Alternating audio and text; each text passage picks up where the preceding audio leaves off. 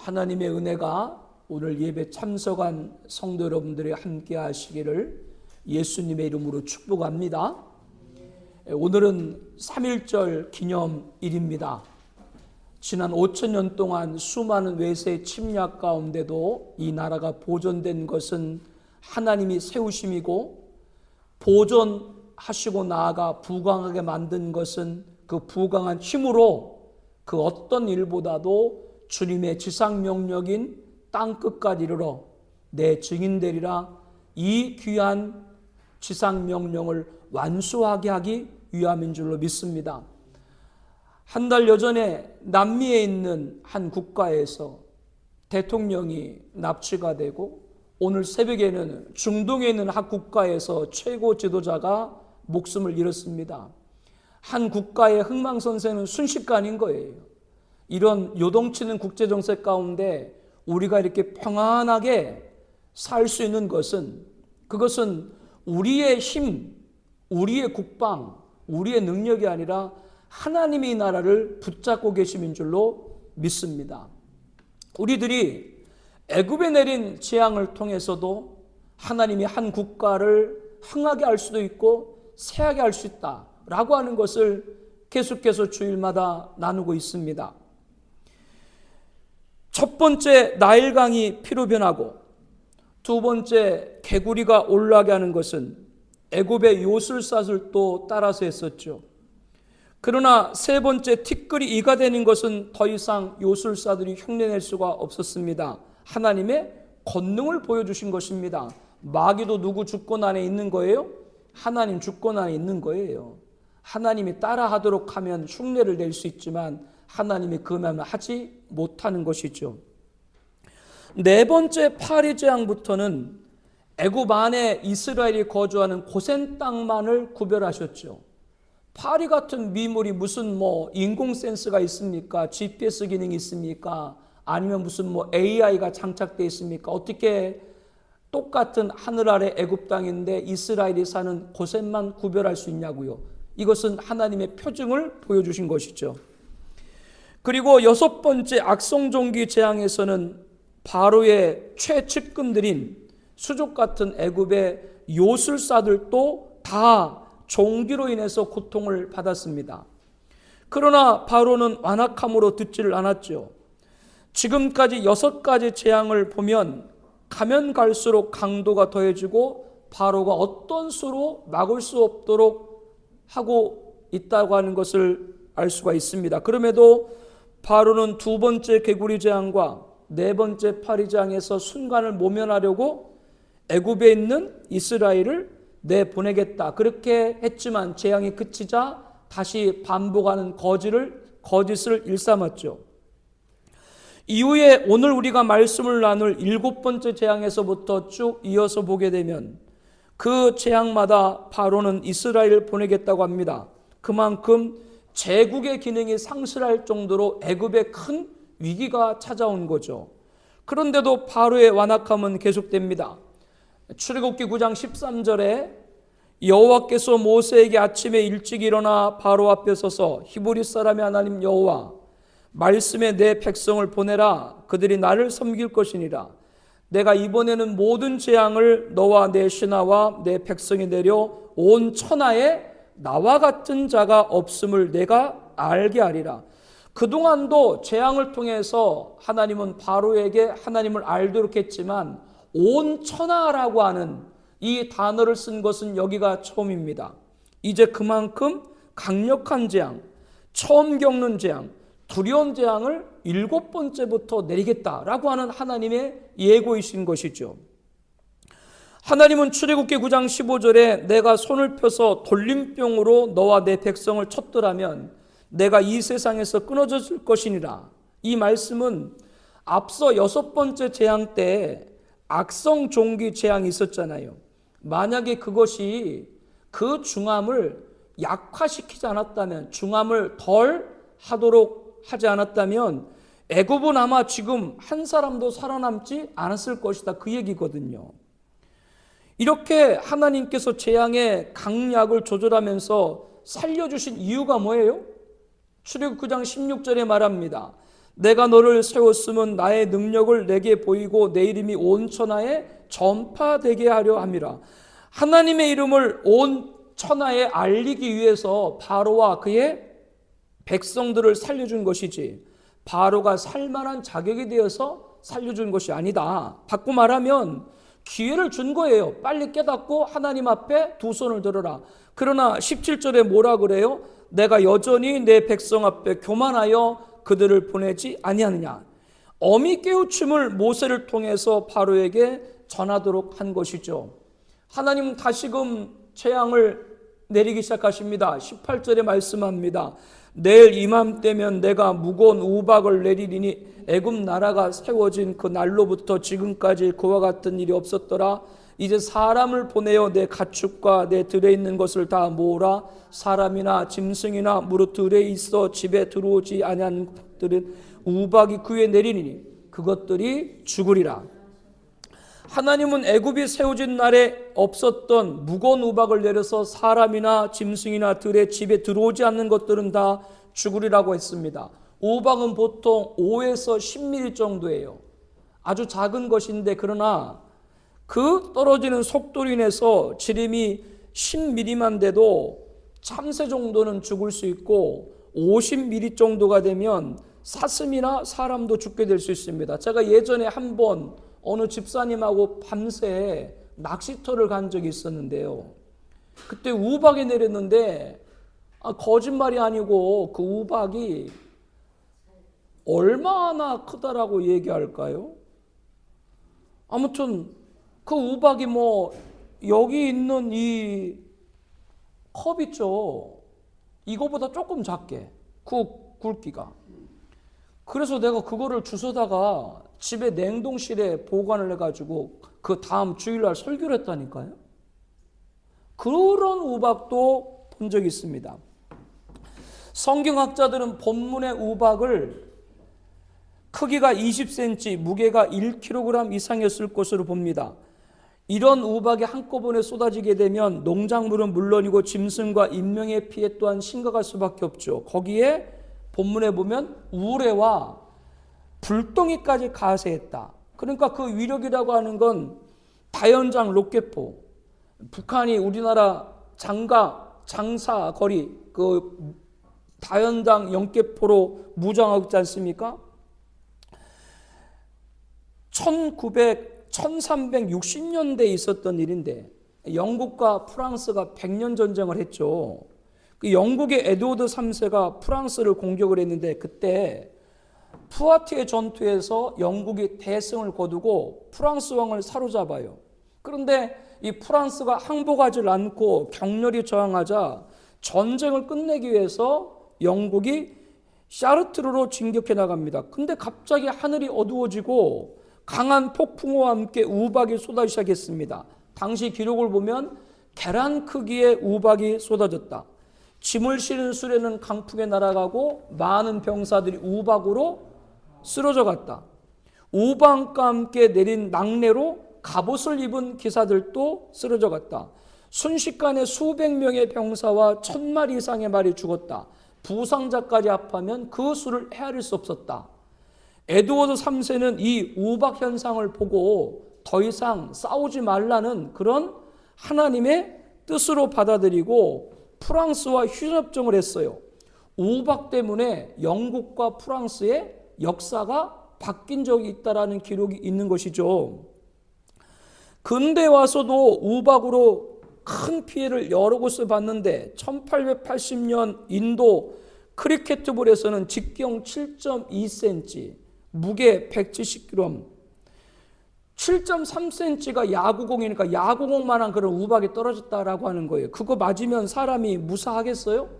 그래서 246명이 숨을 죽고 1600마리의 소와 양이 죽었다는 기록도 있습니다.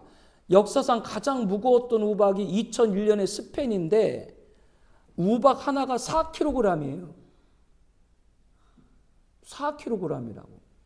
지금 이러한 얘기들은 본문 애굽 창설 이후에 무거운 우박, 역사 가운데 없었던 무거운 우박이 결코 이 재앙이 과장된 것이 아니다라고 여러분에게 말씀을 드린 겁니다. 하나님은 들에 있는 사람이든 짐승이든 집으로 피하라고 경고하셨는데요. 출애굽기 9장 20절부터 보게 되면 바로의 신한 중에 그동안 6차례 재앙을 보고 여호와의 말씀을 두려워하는 자들은 그 종들과 가축들을 집으로 피하여 들였으나 여호와의 말씀을 마음에 두지 않은 사람은 그 종들의 가축을 그 들에 그대로 두었더라. 그러니까 애굽에서도 이제 갈린 거예요. 재앙의 무서움을 알고 모세 말대로 집으로 피한 사람들은 살고, 그렇지 않은 사람들은 들에 방치한 사람 그대로 죽임을 당한 것이죠. 출애굽 9장 22절에 말합니다. 여호와께서 모세에게 너는 하늘을 향하여 손을 들어 애굽 전국의 우박의 애굽 땅 사람과 짐승과 밭의 모든 채소에 내리게 하라. 모세가 하늘을 향하여 지팡이를 들매 여호와께서 우레소리와 우박을 보내시고 불을 내려 땅에 달리게 하시니라. 여호와께서 우박을 애굽 땅에 내리심에 우박의 내림과 불덩이가 우박에 섞여 내림이 심히 맹렬하니 나라가 생긴 그때로부터 애굽 온 땅에는 그와 같은 일이 없었더라. 우박이 애굽 온 땅의 사람과 짐승을 막론하고 밭에 있는 모든 것을 쳤으며 우박이 또 밭의 모든 채소를 치고 들의 모든 나무를 꺾었다. 애굽의 하늘을 새까맣게 만든 엄청난 우박이 우레소리를 내면서 불과 함께 떨어진 것이죠. 들에 있는 사람과 짐승이로 우박에 떨어졌고 밭의 채소와 모든 나무를 다 꺾어버렸습니다. 그러나 이번에도 이스라엘 자손이 있는 어느 곳 고센 땅에는 우박이 없었다라고 출애굽기 9장 26절에 말씀합니다. 그러면 바로가 어떤 반응을 보였습니까? 27절에 바로가 사람을 보내어 모세와 아론을 불러 그들에게 이르되 이번은 내가 범죄하였노라. 여호와는 의로우시고 나와 나의 백성은 악하도다. 앞서 두 번째 개구리 재앙과 네 번째 파리 재앙에서도 모세를 불러가지고 재앙을 그치게 해달라. 이스라엘을 내보내겠다. 하나님께 제사를 드리겠다. 그렇게 말은 했었지만 이 여섯 번째, 일곱 번째 재앙에서는 바로가 뭐라 그래요? 내가 범죄하였다라고 하면서 자신의 잘못을 고백을 하고 있습니다. 이것은 굉장히 중요한 부분이죠. 하나님은 의로우시고 자신과 애굽은 악하다. 대단한 일이 아닐 수 없습니다. 바로가 이제 깨어지기를 시작을 한 것이죠. 바로 입에서 뭐라고 나왔어요? 죄인이란 말이 나온 것이죠. 그만큼 이 우박 재앙이 감당할 수 없는 심판이었다는 것을 알게 합니다. 바로는 모세에게 28절에 여호와께 구하여 이 우레소리와 우박을 그만 그치게 하라. 내가 너희를 보내리니 너희가 다시는 머물지 아니하리라. 이 우레소리와 우박을 그만 그치게 하라. 바로가 얼마나 다급한가를 알 수 있습니다. 이러한 바로에게 모세가 내가 성에서 나가서 곧 내 손을 여호와를 향하여 펴리니 그리하면 우레소리가 그치고 우박이 다시 있지 아니할지라. 세상이 누구에게? 여호와께 속한 줄을 왕이 알리라. 그러나 왕과 왕의 신하들이 여호와 하나님을 아직도 두려워하지 아니하는 줄을 내가 아나이다. 이전에도 두 번씩이나 이스라엘에 보내겠다고 하면서도 번복한 바로의 제작을 그 죄악을 지적하고 있는 것이죠. 자, 모세가 다시 하나님을 향해서 손을 들었습니다. 간구했습니다. 하나님이 어떻게 하셨어요? 우레소리와 우박과 불덩어리를 그치게 했죠. 그러나 이번에도 바로는 어떻게 합니까? 34절에 보니까 바로가 비와 우박과 우레소리가 그친 것을 보고 다시 범죄하여 마음이 완악하게 하니 그와 그의 신하가 꼭 같더라. 바로의 마음이 어떻게 해요? 완악하여 이스라엘 자손을 내보내지 아니하였으니 여호와께서 모세에게 말씀하신 것 같더라. 바로는 다시 범죄하여 마음이 완악해졌다라고 말씀합니다. 완악은 양심을 잃게 한다. 오늘 말씀의 첫 번째 가르침입니다. 바로가 우박재앙으로 많은 인명과 가축의 죽임을 당하고 밭작물과 나무들이 손실되고 꺾어나가자 모세 앞에 처음엔 뭐라 그랬어? 자기가 범죄하였다. 하나님은 의로우시다. 바로가 그때 어떤 마음이 들어가지고 자기를 죄인이다라고 말했는지 모르겠습니다만은, 그러나 분명한 것은 이전에는 이스라엘을 보내겠다는 말을 했어도 죄인이란 말을 하지 않았었거든요. 근데 근본에는 뭐요? 자기가 범죄하였다. 순간이지만 힘껏 자신을 한껏 낮춘 걸 볼 수가 있습니다. 즉 바로의 양심이 깨우친 거죠. 이러다가 모두 죽게 되었다. 이 심장에 고동을 친 겁니다. 그러나 우레소리와 우박이 그치자 다시 어떻게 해요? 범죄하였다. 바로 양심이 굳어진 것을 볼 수가 있습니다. 하나님은 유대인들에게 율법을 주셨습니다. 율법은 하나님의 뜻입니다. 그래서 유대인들은 율법을 통해서 하나님의 뜻을 알게 하셨습니다. 그런데 이방인들은 율법을 받은 적이 없죠. 그러면 이방인들은 율법을 받지 않았기 때문에 하나님의 뜻을 모를까요? 이방인들은 율법을 직접 받은 적이 없지만 율법이 없어도 자기가 자기에게 율법이 된다. 자기가 자기에게 율법이 된다. 로마서 말씀인데요. 이것은 어떤 뜻이냐? 이방인이 본성에도 하나님을 알도록 하는 기능을 주셨다라고 하는 겁니다. 그것이 바로 양심이라고 하는 것이죠. 잘못을 범하면 양심이 자기 안에서 서로 고발한다 이게요. 자기 양심이 자기를 고발한다 그 얘기예요. 이러한 양심의 증거를 외면하면 예수 그리스도로 말미암아 사람들의 은밀한 것을 심판하는 그날이라고 로마서 2장 16절에 말합니다. 율법을 모르는 국가도 예수를 모르는 민족도 뭐가 있어요? 양심이 있기 때문에 하나님을 다 알게 했다라고 하는 거예요. 그러므로 나 하나님 모릅니다라고 억울하게 말할 사람은 아무도 없다라고 하는 것이죠. 하나님은 자기를 알도록 모든 만물을 통해서도 계시하셨다. 이렇게 말씀을 하고 있습니다. 심장, 양심이 없이 태어난 사람이 있어요? 아무도 없습니다. 그렇다면 하나님이 없다고 핑계하지 못할 것이라고 로마서 1장 20절에 말씀합니다. 그러므로 바로는 뭐요? 변명할 수가 없는 거예요. 그는 모세로부터는 하나님 말씀을 들었습니다. 눈으로는 재앙을 통해서 하나님의 이적을 들었습니다. 이적을 보았습니다. 그리고 자기 양심을 통해서는 내가 범죄했다. 자기 스스로 자기가 고발하는 말을 들었습니다. 그러나 심장의 울림을 듣지 않았죠. 거선의 고동이 멈추면 그 배가 멈추듯이 심장의 거동이 멈추게 되면 그 영혼은 죽게 되는 거예요. 양심이 굳어서 암같이 되어버린 것이죠. 우리는 바로를 통해서 완악한 양심을 잃게 한다는 걸 알았습니다. 양심을 잃는 것은 단순히 좋은 것과 그런 것을 구별하고 끝나는 것이 아니라 그 정도가 아니라 하나님을 경외하느냐 멸시하느냐까지 이룰 수 있다고 하는 걸 이 바로를 통해서 보게 되는 것이죠. 그렇다면 양심이 완악해지지 않도록 하기 위해서는 어떻게 됩니까? 모세는 바로에게 우박재앙을 통해서 세상이 여호와께 속한 줄을 왕이 알게 할 것이다 라고 말합니다. 하나님을 알만한 것이 있음에도 그분을 믿지 않는 이들이 우리 주변에 많이 있죠. 그런 이들이 양심이 완악해지지 않도록 기도해 주시길 바라고 그분들이 세상이 하나님께 속한 걸 알도록 기도해 주시기를 바랍니다. 그리고 하나님을 안다고 하면서도 자기가 받은 은사가 있고 주신 사명이 있고 헌신이 있는데 그것을 펼치지 않는 분들이 있습니다. 그분들 양심이 완악해지지 않고 세상에 하나님께 속한 것을 잊지 않도록 하나님 앞에 붙들림 받았다는 걸 꼭 알도록 기도해 주시길 바랍니다. 하나님을 예배한 우리도 마찬가지예요. 하나님을 예배한 우리들이 양심이 완악해지지 않도록 기도하고 세상에 하나님이 속한 것을 확신하고 담대하게 나아가서 날마다 하나님 기뻐하는 일을 감당할 수 있는 우리가 되기를 바랍니다. 그런 하나님이 기뻐하는 양심으로 나아가길 다시 한번 주의 이름으로 권면합니다.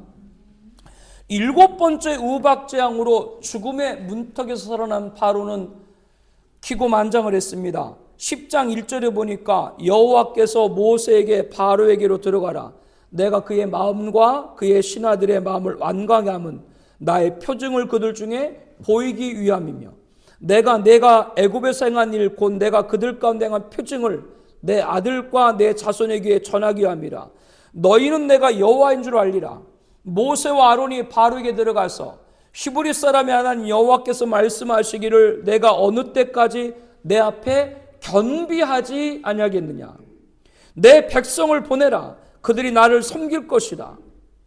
아마도 바로는 우박재앙으로 삼가 보리는 상했어요. 근데 아직 밀과 쌀은 남았거든요. 그러니까 밀과 쌀 남은 걸로 버티지 이렇게 바로는 생각했던 것 같습니다. 그런데 하나님께서는 그 남은 것을 다 어떤 재앙으로 없애겠다?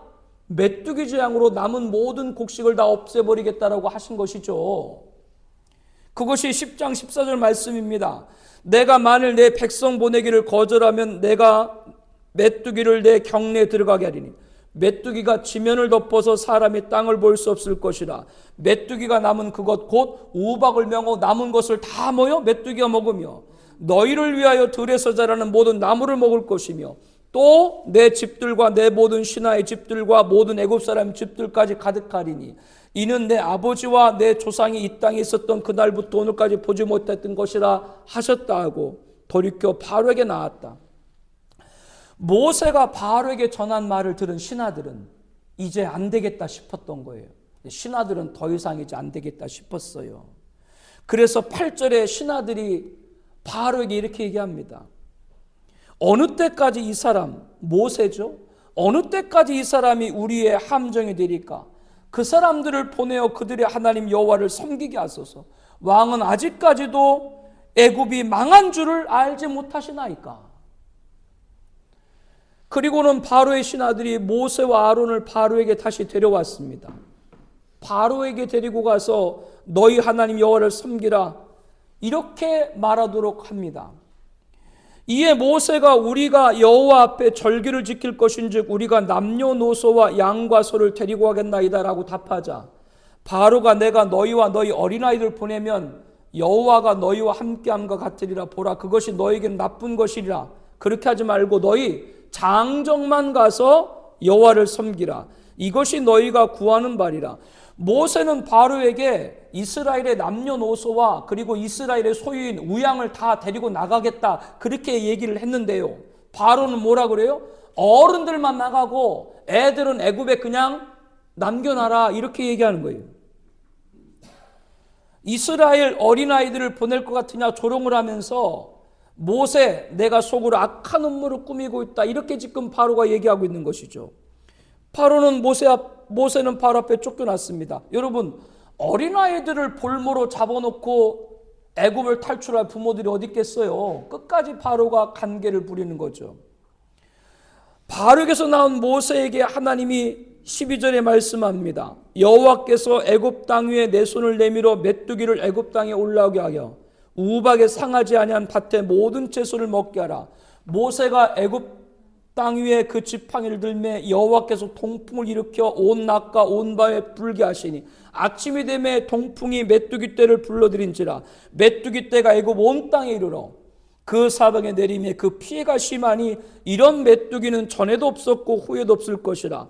메뚜기가 온 땅을 덮어 땅이 어둡게 되었으며 메뚜기가 우박에 상하지 아니한 밭의 채소와 나무 열매를 다 먹었으므로 애굽 온 땅에서 나무나 밭의 채소나 푸른 것은 남지 아니하였다. 8번째 메뚜기 재앙입니다. 7번째 우박 재앙과 8번째 메뚜기 재앙은 다 곡물들을 피해를 주는 거죠. 애굽 사람들은 날씨를 주관하는 신들을 믿었어요. 공기의 신인 슈, 습기의 신인 테프눕, 하늘의 신인 누투 이런 신들이 다 공격을 받은 거죠. 곡물의 손실은 초목, 농사, 수확의 신들 갭셋 이런 모든 애굽의 우상들이 아무런 힘도 발휘할 수 없다는 걸 보였습니다. 여러분 대지라는 영화 봤어요? 대지? 소설, 중국 소설. 그 대지에 보게 되면 메뚜기 떼가 완전히 휩쓸고 지나가잖아요.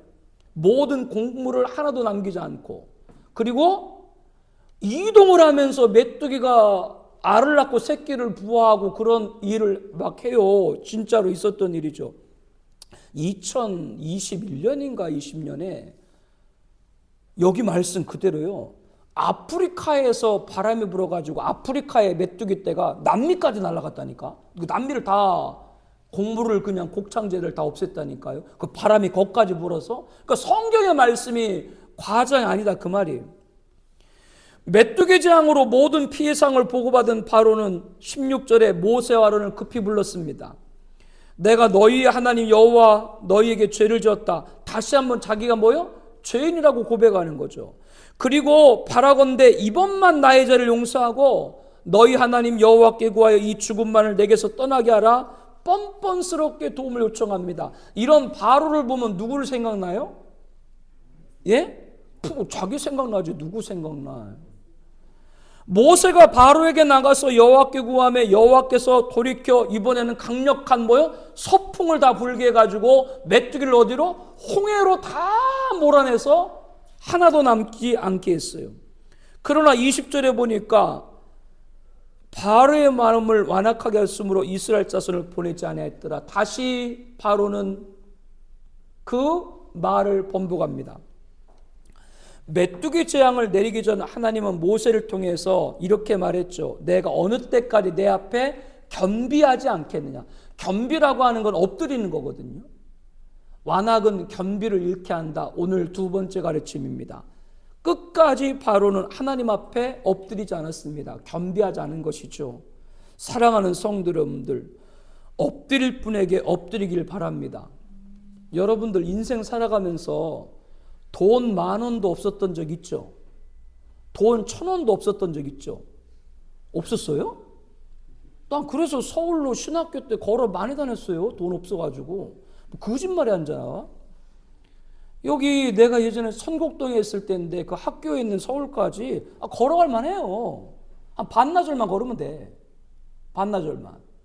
반나절이 몇 시간인지 몰라서 놀라지도 않아요? 한 8시간 걸으면 돼. 8시간만. 왜 갑자기 어느 순간 우리 집에 10,000원짜리 하나가 없어졌을까? 메뚜기 재앙입니다. 근데 사람들은 그때 돈이 없을 때 사람한테 엎드리지, 사람한테 도움을 구하려고. 아닙니다. 하나님 앞에 엎드려야 됩니다. 우리의 모든 중심이 누구에게? 엎드릴 분에게 엎드려 내가 있길 바랍니다. 오늘 바로를 통해서 우리가 두 번째 교훈을 얻게 되는 거예요. 모세에게 바로는 이스라엘 백성들이 나가려면 아이들은 두고 어른들만 나가라. 하나님이 그렇게 대단한 분이면 나를 감동해가지고 아이들까지 내보내도록 하게 할 것이다. 이렇게 하나님을 조롱하던 말을 했어요. 하나님을 거슬린 거죠. 심지어는 바로의 신하들이 바로에게 어느 때까지 이 사람이 우리의 함정이 되도록 그대로 내버려 둘까? 빨리 이들을 애굽에서 내보내가지고 저들이 믿는 하나님을 섬기게 하도록 해달라고 신하들도 바로에게 얘기했지만 그 말을 듣지 않았습니다. 바벨론 제국에 이어가지고 페르시아 제국에서 총리 중에 총리가 되었던 다니엘은 하나님 앞에 세일에 21일 작정 기도를 합니다. 금식을 하고 그러면서 고기와 포도주를 입에 대지 않고 머리에 기름 바르지 않고 김식기도를 드렸어요. 그런데 하루가 지나고 3일이 지나고 일주일에 열흘이 지나고 20일이 됐는데도 기도에 응답이 없습니다. 그런데 21절에 구약에 나타난 예수님, 구약에도 예수님이 나타나셨습니다. 신약에는 예수님이 인간의 몸을 입고 내려오셨고 구약에는 천사로 혹은 다니엘서에 보게 되면 몸은 황옥 같고 얼굴은 번갯빛 같고 눈은 햇불 같고 팔과 발은 빛난 녹과 같고 그의 말씀은 무서운 소리 같다. 이렇게 여러 모습으로 구약에도 예수님이 나타나셨었어요. 그 예수님이 이 다니엘에게 나타나가지고 큰 은총을 받은 다니엘아, 내가 작정한 첫날부터 이미 응답이 되었다. 근데 바사왕, 그것은 악한 왕을 마귀를 말하는 겁니다. 그들이 방해가지고 너의 기도가 응답되었는데 내려오지 못하게 했다. 그러면서 거기서 중요한 말을 해요. 첫날에 내가 금식 기도를 작정했는데 내 하나님 앞에 스스로 겸비하게 하기로 결심한 첫날부터 내 말이 응답이 되었다. 다니엘서 10장 12절에 말합니다. 첫날부터 다니엘이 하나님 앞에 뭐요? 겸비하기로 결단한 날부터 이미 응답되었다. 겸비, 엎드린다는 것이 얼마나 중요한가를 깨달아 주께 말씀이죠. 하나님 앞에 낮아짐, 겸비함이 중요한 것임을 알아야 됩니다. 하나님 앞에 겸비함으로 완악을 없애버리길 바랍니다. 아직도 인간의 수를 쓰는 사람들은 그거는 겸비하지 않은 거예요. 그러다가 여러분 메뚜기 재앙처럼 1,000원도 없을 정도가 될지도 몰라요. 이거는 제가 여러분들에게 마음을 불편하게 하라는 말씀이 아니라 이 말씀의 강조는 저와 여러분은 끝까지 하나님 앞에 엎드리는 애가 있기를 축복합니다. 겸비해야 돼요. 예, 엎드릴 분에게 엎드려야 돼요. 이전 목사가 여러분들에게 나 돈 없으니까 좀 1,000만 원만 꿔달라고 얘기한 적 있어요? 내가 얘기할 거야. 1억을 꿔달라고. 여러분 현금으로 1억 없는 걸 내가 알잖아. 아니까 내가 꿔달라고. 여러분들 편하잖아. 없다고. 1억이 없으니까 맞지. 그렇게 사람한테 할 필요 없어요. 그냥 하나님이 목사 사례비가 없으면 그냥 금식하면 돼. 쌀 없으면. 간단한 거예요. 간단해. 어렵게 생각할 필요 없어요. 그게 저가 하나님에 관한 중심입니다. 우리 성도님들이 그렇게까지 낮아질 건 아니에요. 하나님 지키시니까. 중요한 거는 앞으로도 더욱더 완악하지 않고 겸비하여 하나님의 응답받는 여러분에게 축복합니다. 그 축복을 여러분에게 드리고 싶은 거예요. 21절에 여호와께서 모세에게 하늘 향하여 내 손을 내밀어 애굽 땅에 흑암이 있게 하라. 곧 더듬을 만한 흑암이라.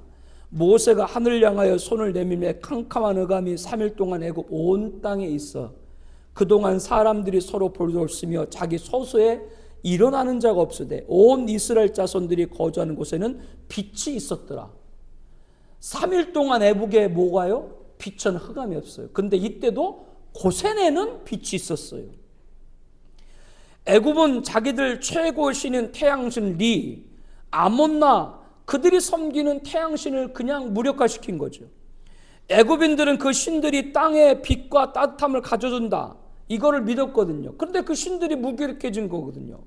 또한 호로스, 세코, 케프리, 무트, 누누튼과 같은 하늘의 모든 신들, 그 신들을 다 속수무책으로 만들어버린 거예요. 여러분 말이 3일이지 지금같이 전기시설이 전혀 없던 당시에 3일 동안 흑암이라고 하는 건 너무나 큰 혼란인 것이죠. 그래서 여기 말씀 보니까 사람들이 자기 얼굴들을 서로 알아볼 수 없고 아예 처소에서 일어나지 않았다. 그러니까 아예 활동을 못했다. 오늘로 표현하게 되면 국가가 셧다운된 거예요. 완전히 비상사태가 된 거예요. 24절에 바로가 모세를 불러서 너희는 가서 여호와를 섬기되 너희 양과 소는 머물러 두고 너희 어린 것들은 너희와 함께 갈지라. 앞에 메뚜기장에서는 어린아이들은 볼모로 잡아두고 어른들만 나가라 그랬잖아요. 근데 이번에 9번째 장에서 뭐라 그래요? 아이들 데리고 가도 좋은데 뭐는 놓고 가라? 우양은 놓고 가라. 그러니까 모세가 뭐라 그래요? 우리는 애굽에서 나가서 하나님 앞에 제사를 드려야 되는데 하나님 앞에 제사를 드리려면 제물이 필요합니다. 우리가 그동안 기르던 모든 우양을 다 데리고 나가야 하겠습니다. 라고 모세는 바로에게 얘기를 하죠. 그러나 27절에 여호와께서 바로의 마음을 완악하게 하셨으므로 그들을 보내기를 기뻐하지 아니하고 바로가 모세에게 이르되 너는 나를 떠나가 스스로 삼가 다시 내 얼굴을 보지 말라. 내가 내 얼굴을 보는 날에는 죽으리라. 오히려 겁박을 합니다. 모세가 바로에게 당신의 말씀한 대로 내가 다시는 당신의 얼굴을 보지 아니하리라 이렇게 다짐을 하고 바로 앞에서 나오게 되죠. 7번째 우박재앙에서도 바로는 모세에게 내가 범죄하였다. 여호와는 의로우시고 나와 백성은 악하다고 얘기했고요. 8번째 메뚜기 재앙에서는 내가 너희 하나님 여호와 너희에게 죄를 지었다 그렇게 말을 했었고요. 9번째 그런데 9번째 흑암재앙에서는 모세한테 뭐라 그랬다고요? 떠나가지고 다시는 내 얼굴을 보지 말라. 보는 데는 너는 죽을 것이라. 이 완악한 살기등등한 바로의 모습을 봅니다. 그러니까 바로는 희망이 없어요. 완악은 희망을 잃게 한다. 오늘 말씀의 3번째 가르침입니다. 희망이 없어요.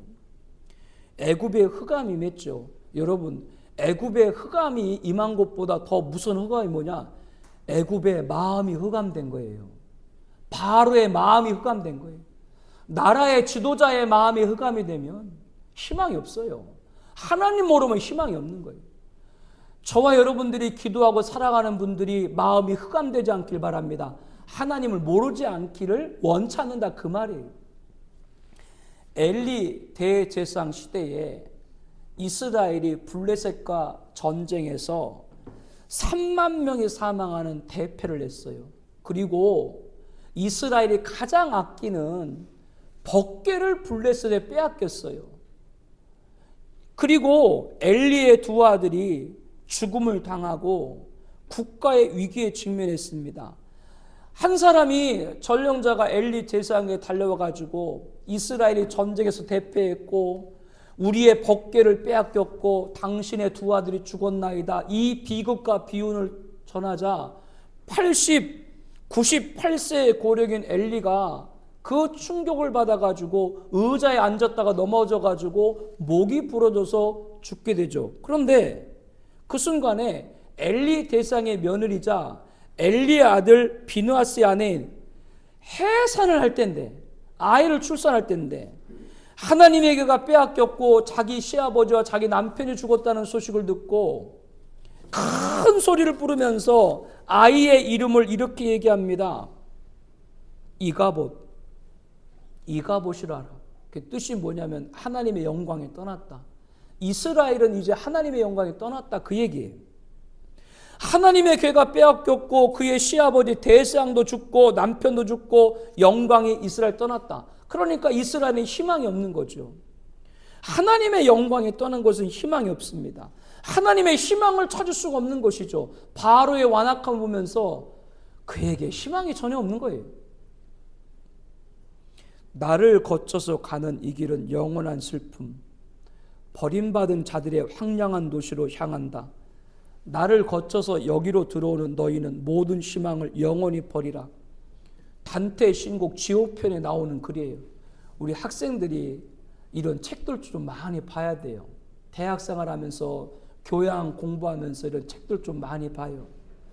단테의 신곡 지옥편, 지옥문 앞에 나와 있는 글이에요. 이곳에 들어가는 자는 희망을 버릴지어다. 지옥은 하나님의 영광이 없죠. 그곳에 희망이 존재할 수가 없죠. 지금 예수 안 믿으면 그것이 바로 그 사람에겐 지옥인 거예요. 요한복음 3장 16절 말씀 우리 잘 알죠? 하나님이 세상을 이처럼 사랑하사 독생자를 줬으니 이는 그를 믿는 자마다 멸망하지 않고 영생을 얻게 하려 하심이라.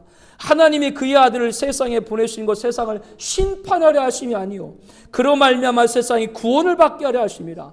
그를 믿는 자는 심판을 받지 않은 것이요 믿지 아니하는 자는 하나님의 독생자 이름을 믿지 아니하므로 벌써 심판을 받은 것이다. 천국과 지옥은 살아있을 때 결정이 되는 거예요. 죽고 나면 끝이에요. 돌이킬 수 없어요. 그렇기 때문에 지옥문 앞에 이곳에 들어오는 자는 모든 희망을 버릴지어다 그렇게 써 있는 것이죠. 한국교회는 천국과 지옥에 대한 메시지가 굉장히 인색해요. 그래서 내세에 대한 소망이 약화된 이유가 인가 아닌가 생각이 됩니다. 바로의 완악은 희망을 잃었습니다. 전국에 희망이 존재하지 않는 건 멸망이고 지옥에 이를 수밖에 없는 것이죠. 에레미야 29장 11절에 보니까 여호와의 말씀이니라. 너희를 향한 나의 생각을 내가 아나니 평안이요 재앙이 아니라 너희에게 미래와 희망을 주는 것이라. 너희를 향한 나의 생각, 하나님이 우리를 향한 하나님의 생각은 평안이요 미래요 희망인 줄로 믿습니다. 그러나 그 하나님의 생각 마음을 모르고 끝까지 완악한 자는 희망이 없는 거예요. 그들에게 천국은 멸망입니다. 우리는 우리가 사랑하는 이들이 완악한 자가 되지 말고 하나님의 영광이 많은 자가 되기를 기도해 주시길 바랍니다. 하나님 주신 평안과 미래와 희망, 그 하나님의 마음의 생각을 받아들인 자가 되기를 기도해 주시길 바랍니다. 상실의 희망의 종국은 지옥이, 그러나 하나님 주시는 희망의 종착은 천국인 줄로 믿습니다. 완악을 버리고 희망을 찾고 하나님께로부터 주시는 그 희망을 찾고 그 하나님의 나라를 소유하고 그 나라를 희망으로 삼아 승리하는 천국에 입성하는 우리와 우리 사랑하는 모든 분들 되기를 예수님의 이름으로 축복합니다. 우리 함께 기도 제목 읽겠습니다. 내용이 좀 길죠? 그래도 함께 읽을게요. 바로는 7번째 우박장에서 자신이 범죄했다고 고백했습니다. 바로의 심장이 고동을 친 것입니다. 이러다간 모두 죽게 된다고 바로 양심이 고발한 것입니다. 그러나 우박이 그치자 완악함으로 다시 죄를 범하여 이스라엘 내보내지 않았습니다. 양심이 굳은 겁니다. 완악은 양심을 잃게 한다. 양심을 잃는 것이 단순히 좋은 것과 그런 것을 구분하는 정도가 아니라 하나님을 경외하느냐 멸시하느냐까지 이룰 수 있다는 것을 알았습니다. 하나님을 알만한 것이 있음에도 그분을 믿지 않은 분들의 양심이 완악하지 않고 세상이 하나님께 속한 것을 알게 하여 주시옵소서. 하나님을 안다고 하면서 받은 은사를 펼치지 않는 분들의 양심이 완악해지지 않고 세상이 하나님께 속한 것을 잊지 않게 하여 주시옵소서. 하나님을 예배하는 우리들도 양심이 완악하지 않고 세상이 하나님께 속한 것을 확신하고 담대하게 나아가 날마다 하나님이 기뻐하는 일을 감당할 수 있게 하옵소서. 메뚜기 재앙을 내리기 전 하나님은 모세를 통해 바로에게 내가 어느 때까지 내 앞에 겸비하지 않겠냐고 하셨습니다. 바로는 모세에게 하나님이 나를 감동해서 나갈 수 있으면 데리고 가라며 조롱했습니다. 하나님 앞에 엎드리지 않았습니다. 완악은 겸비를 잃게 합니다. 다니엘은 세일에 동안 금식하며 기도했습니다. 21일째 다니엘이 나타난 주님은 내 하나님 앞에 스스로 겸비한 첫날에 응답했다고 하셨습니다. 하나님 앞에 엎드리는 겸비로 완악을 물리치게 하옵소서. 우리 모두 완악하지 않고 더욱 겸비하여 하나님의 응답하심에 임하심을 받게 하여 주시옵소서. 7번째 우박재앙과 8번째 메뚜기 재앙에서 자신의 죄를 말했던 바로는 9번째 흑암재앙에서는 모세에게 다시 내 얼굴을 본 날엔 죽으리라고 했습니다. 완악은 희망을 잃게 한다. 애굽의 흑암보다 더 심각한 상태는 바로의 흑암입니다. 바로의 영혼은 완전히 흑암입니다. 엘리 제상 시대 이스라엘 이가봇 하나님의 영광이 떠났습니다. 지옥은 하나님의 영광에 전무한 곳입니다. 바로의 완악은 희망을 잃게 했고 그 종국은 지옥임을 알았습니다. 우리는 완악한 자가 되지 말고 하나님의 영광이 많은 자가 되게 하옵소서. 평안과 미래와 희망을 주시는 하나님의 생각, 마음을 받아들이는 자가 되게 하옵소서. 상실된 희망의 종국은 지옥에 떨어지지 않게 하옵소서. 하나님 주시는 희망의 종착 천국, 그 나라를 소유하고 그 나라를 기대하고 그 나라를 소유 희망으로 완악을 이기게 하여 주시옵소서. 우리 한 번 더 이 제목으로 통성으로 기도하겠습니다.